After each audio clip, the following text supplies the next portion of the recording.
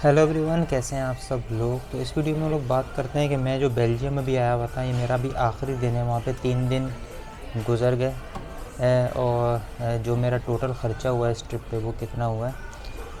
तो यहाँ पे जो जब भी आप लोग आओगे, जैसे मैं तो फ्लिक्स बुक से आया था, वही बेस्ट रहती है अगर आप यूरोप के अंदर से कहीं से ट्रैवल करो। बाकी ट्रेन वगैरह से भी आ सकते हो, तो इतना एक्सपेंसिव नहीं है। आराम से मेरे 3 दिन जो हैं वो टोटल ख़र्चा जो है वो 128 यूरो के अंदर जो है वो कंप्लीट हो गया।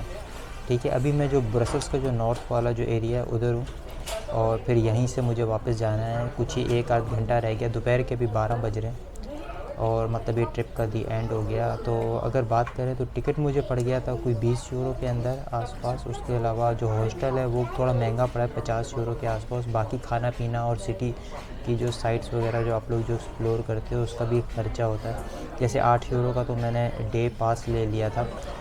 तो अगर आप उसको इसी तरह कंपेयर करते जाओ तो ये जो कॉस्ट है वो ऐड होती रहती है। बहरहाल बजट में आप ट्रैवल करते हो तो 128 यूरो फिर भी बहुत कम है मुझे लगता है 3 दिन के लिए।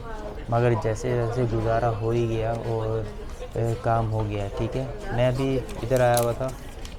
हाँ, मैकडोनल्ड्स में सुबह नाश्ता कर रहा था। ये बिल है, तो 4 यूरोस का कुछ ये कॉफ़ी देख रहे हो, और ये डोनट्स वगैरह कुछ है। यही इसी तरह का ब्रेकफास्ट हो जाता है यहाँ पे।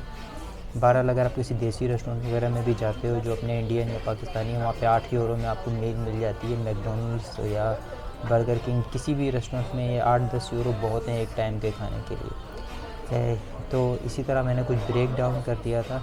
बाकी कुछ एक्सपेंसिव प्लेसेस भी हैं, जैसे एटोमियम वगैरह है या टाउन हॉल है या म्यूज़ियम्स वगैरह एक्सप्लोर करते हो, फिर तो कॉस्ट बहुत ऐड हो जाएगी। तो अपने दिमाग में ये फिर रख के आना कि कितनी साइट्स को एक्सप्लोर कर रहे हो। जैसे जैसे आप चीज़ों को एक्सप्लोर ज़्यादा करते चले जाओगे, आपका खर्चा बढ़ता चला जाएगा। जो मैंने अपनी जो कॉस्ट बताई 128, उसमें सब कुछ शामिल है, आना जाना।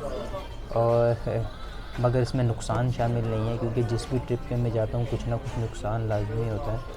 और इस ट्रिप पे भी मेरा नुकसान हुआ है। मेरा ये जो कैमरा मैं यूज़ करता हूँ DJI Pocket 2 वाला, इसका जो चार्जिंग केबल और जो डेटा ट्रांसफ़र केबल है वो गुम हो गई है, कहीं नहीं मिल रही। ना हॉस्टल वालों को मिली, ना किसी और को मिली। तो मैंने जो हॉस्टल जो बुक किया था वो माइनेंगर का था, hostelworld.com से, और 25 यूरो एक दिन में मिला था। तो खुद आप सोच लो कि फिर उससे मल्टीप्लाई कर लो जितने भी दिन रुकना है। ये समर की बात बता रहा हूँ, विंटर में तो ओबियसली और भी सस्ता मिल जाता है।